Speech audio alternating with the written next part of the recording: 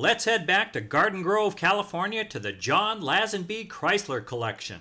My buddies tease me about certain cars being Lance cars, and this has me written all over it. I love this. Tell us about it.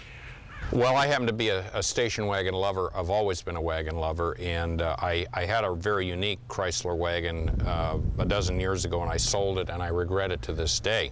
About two or three years ago now, my friend Ken Brody had this car. He was representing it. I knew the car existed, but I didn't pay much attention to it until I saw it.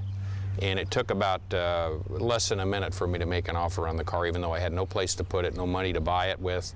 But I knew I had to have it because it was the end of the current collection, and it is the last car that we bought.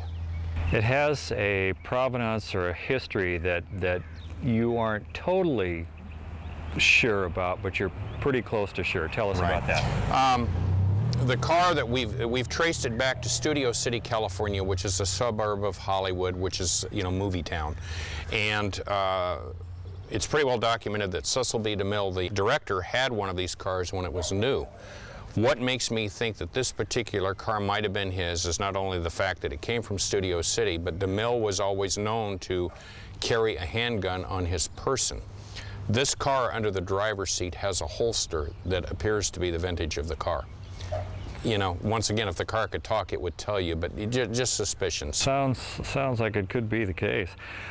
A car like this, I would expect back then to be what would be driven to your home in the Hamptons, or your this isn't your 55 Ford station wagon that every man owns. This is something that's quite upscale. Yeah, in fact, you said drive to the Hamptons. Buick had the term estate wagon. Ironically, Chrysler still used the term town and country, which was the top name for their particular Chrysler brand. This particular vehicle was about $2,000 more than a Buick at the time. In fact, it was the most expensive wagon offered in the country. This car was over $5,000 new. They made 1,036 of them, and the reason probably production was so low is because there just weren't that many buyers that would step up and buy a wagon for that kind of money. Station wagons coming on the scene so much so in the last 5 or 6 years, this must be really well received at any car shows you go to. Yeah, this particular car, when I take it anywhere, it probably draws as much or more attention than anything I own, simply because the women love the color.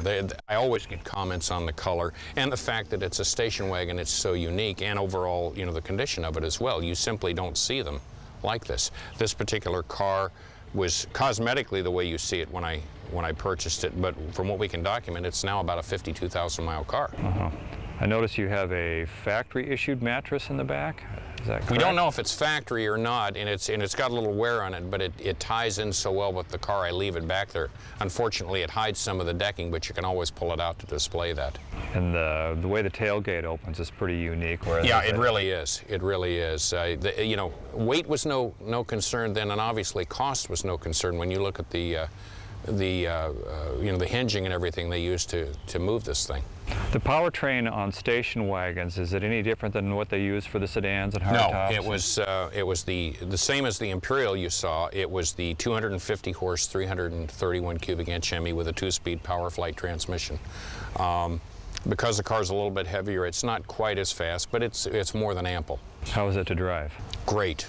Drove it to a Chrysler 300 meet a little over 2 years ago, I guess, up in Lake Tahoe through 100-degree heat, and other than us being warm in the car, it never skipped a beat. Drove it like 11 or 1,200 miles. Drives good. How's it stop? Good. It stops good. So you just maintain them the way they should be? Yeah, pretty much. I mean, it doesn't drive and stop like a modern car, but you have to realize what you're in. You know, this now is, what, 52 years old.